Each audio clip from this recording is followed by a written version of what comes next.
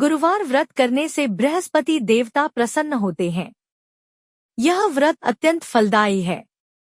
अग्निपुराण के अनुसार अनुराधा नक्षत्र युक्त गुरुवार से आरंभ करके 7 गुरुवार व्रत करने से बृहस्पति ग्रह की हर पीड़ा से मुक्ति मिलती है।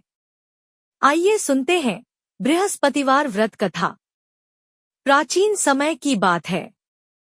एक नगर में एक बड़ा व्यापारी रहता था। वह जहाजों में माल लदवाकर दूसरे देशों में भेजा करता था। वह जिस प्रकार अधिक धन कमाता था उसी प्रकार जी खोलकर दान भी करता था, परंतु उसकी पत्नी अत्यंत कंजूस थी। वह किसी को एक दमड़ी भी नहीं देने देती थी। एक बार सेठ जब दूसरे देश व्यापार करने गया तो पीछे से बृहस्पति देव ने साधुवेश में उसकी पत्नी से भिक्षा मांगी। व्यापारी की पत्नी बृहस्पति देव से बोली, हे साधु महाराज, मैं इस दान और पुण्य से तंग आ गई हूँ। आप कोई ऐसा उपाय बताएं जिससे मेरा सारा धन नष्ट हो जाए और मैं आराम से रह सकूं। मैं यह धन लुटता हुआ नहीं देख सकती। बृहस्पति देव ने कहा, हे देवी, तुम बड़ी विचित्र हो। संतान और धन से कोई दुखी होता है।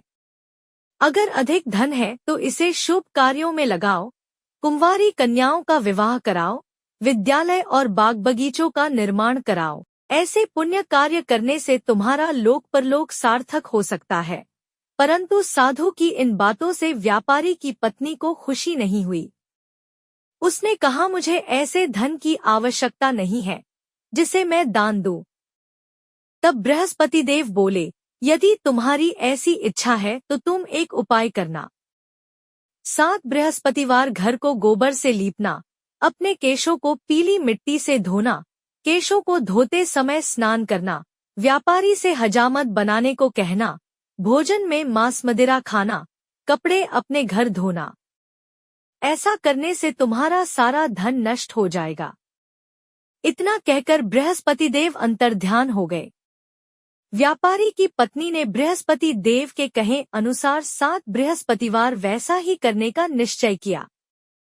केवल 3 बृहस्पतिवार बीते थे कि उसी समस्त धन संपत्ति नष्ट हो गई और वह परलोक सिधार गई। जब व्यापारी वापस आया तो उसने देखा कि उसका सब कुछ नष्ट हो चुका है। उस व्यापारी ने अपनी पुत्री को सांत्वना दी और दूसरे नगर में जाकर बस गया। वहां वह जंगल से लकड़ी काट कर लाता और शहर में बेचता।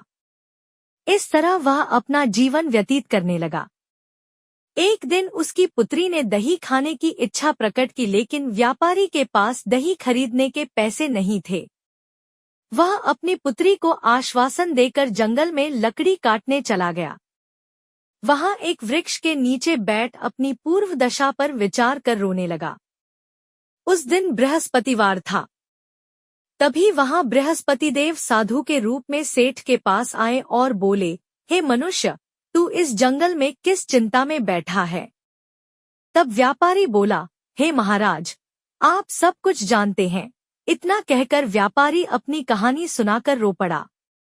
बृहस्पति देव बोले, देखो बेटा, तुम्हारी पत्नी ने बृहस्पति देव का अपमान किया था, इसी कारण तुम्हारा यह हाल हुआ है, लेकिन अब तुम किसी प्रकार की चिंता मत करो। तुम गुरुवार के दिन बृहस्पति देव का पाठ करो। 2 पैसे के चने और गुड़ को लेकर जल के लोटे में शक्कर डालकर वह अमृत और प्रसाद अपने परिवार के सदस्यों और कथा सुनने वालों में बांट दो। स्वयं भी प्रसाद और चरणामृत लो। भगवान तुम्हारा अवश्य कल्याण करेंगे। साधु की बात सुनकर व्यापारी बोला, महाराज, मुझे तो इतना भी नहीं बचता कि मैं अपनी पुत्री को दही लाकर दे सकूं। इस पर साधु जी बोले, तुम लकड़ियां शहर में बेचने जाना, तुम्हें लकड़ियों के दाम पहले से चौगुने मिलेंगे, जिससे तुम्हारे सारे कार्य सिद्ध हो जाएंगे। उसने लकड़ियां काटी और शहर में बेचने के लिए चल पड़ा। उसकी लकड़ियां अच्छे दाम में बिक गई, जिससे उसने अपनी पुत्री के लिए दही लिया और गुरुवार की कथा हेतु चना गुड़ लेकर कथा की और प्रसाद बांटकर स्वयं भी खाया। उसी दिन से उसकी सभी कठिनाइयां दूर होने लगी, परंतु अगले बृहस्पतिवार को वह कथा करना भूल गया। अगले दिन वहां के राजा ने एक बड़े यज्ञ का आयोजन कर पूरे नगर के लोगों के लिए भोज का आयोजन किया। राजा की आज्ञा अनुसार पूरा नगर राजा के महल में भोज करने गया, लेकिन व्यापारी व उसकी पुत्री तनिक विलंब से पहुंचे, अतः उन दोनों को राजा ने महल में ले जाकर भोजन कराया। जब वे दोनों लौटकर आए तब रानी ने देखा कि उसका खूंटी पर टंगा हार गायब है। रानी को व्यापारी और उसकी पुत्री पर संदेह हुआ कि उसका हार उन दोनों ने ही चुराया है। राजा की आज्ञा से उन दोनों को कारावास की कोठरी में कैद कर दिया गया। कैद में पड़कर दोनों अत्यंत दुखी हुए। वहां उन्होंने बृहस्पति देवता का स्मरण किया। बृहस्पति देव ने प्रकट होकर व्यापारी को उसकी भूल का आभास कराया और उन्हें सलाह दी कि गुरुवार के दिन कैदखाने के दरवाजे पर तुम्हें 2 पैसे मिलेंगे, उनसे तुम चने और मुनक्का मंगवाकर विधिपूर्वक बृहस्पति देवता का पूजन करना। तुम्हारे सब दुख दूर हो जाएंगे। बृहस्पतिवार को कैदखाने के द्वार पर उन्हें 2 पैसे मिले। बाहर सड़क पर एक स्त्री जा रही थी। व्यापारी ने उसे बुलाकर गुड़ और चने लाने को कहा। इस पर वह स्त्री बोली, मैं अपनी बहू के लिए गहने लेने जा रही हूँ, मेरे पास समय नहीं है। इतना कहकर वह चली गई। थोड़ी देर बाद वहां से एक और स्त्री निकली। व्यापारी ने उसे बुलाकर कहा कि हे बहन, मुझे बृहस्पतिवार की कथा करनी है, तुम मुझे 2 पैसे का गुड़चना ला दो। बृहस्पतिदेव का नाम सुनकर वह स्त्री बोली, भाई मैं तुम्हें अभी गुड़चना लाकर देती हूँ। मेरा इकलौता पुत्र मर गया है, मैं उसके लिए कफन लेने जा रही थी, लेकिन मैं पहले तुम्हारा काम करूंगी, उसके बाद अपने पुत्र के लिए कफन लाऊंगी। वह स्त्री बाजार से व्यापारी के लिए गुड़चना ले आई और स्वयं भी बृहस्पतिदेव की कथा सुनी। कथा के समाप्त होने पर वह स्त्री कफन लेकर अपने घर गई। घर पर लोग उसके पुत्र की लाश को राम नाम सत्य है कहते हुए श्मशान ले जाने की तैयारी कर रहे थे। स्त्री बोली, मुझे अपने लड़के का मुख देख लेने दो। अपने पुत्र का मुख देखकर उस स्त्री ने उसके मुंह में प्रसाद और चरणामृत डाला। प्रसाद और चरणामृत के प्रभाव से वह पुनः जीवित हो गया।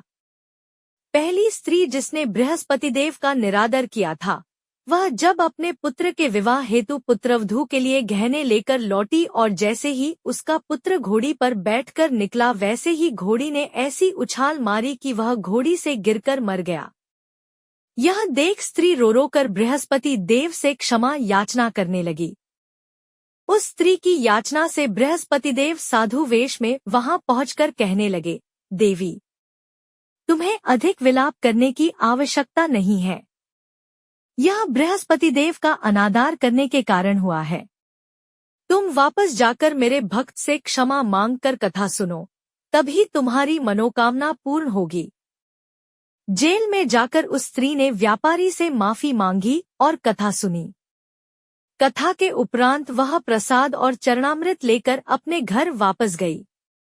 घर आकर उसने चरणामृत अपने मृत पुत्र के मुख में डाला। चरणामृत के प्रभाव से उसका पुत्र भी जीवित हो उठा। उसी रात बृहस्पतिदेव राजा के सपने में आए और बोले, हे राजन, तूने जिस व्यापारी और उसके पुत्री को जेल में कैद कर रखा है वह बिल्कुल निर्दोष है। तुम्हारी रानी का हार वहीं खूंटी पर टंगा है। दिन निकला तो राजा रानी ने हार खूंटी पर लटका हुआ देखा। राजा ने उस व्यापारी और उसकी पुत्री को रिहा कर दिया और उन्हें आधा राज्य देकर उसकी पुत्री का विवाह उच्च कुल में करवाकर दहेज में हीरे जवाहरात दिए।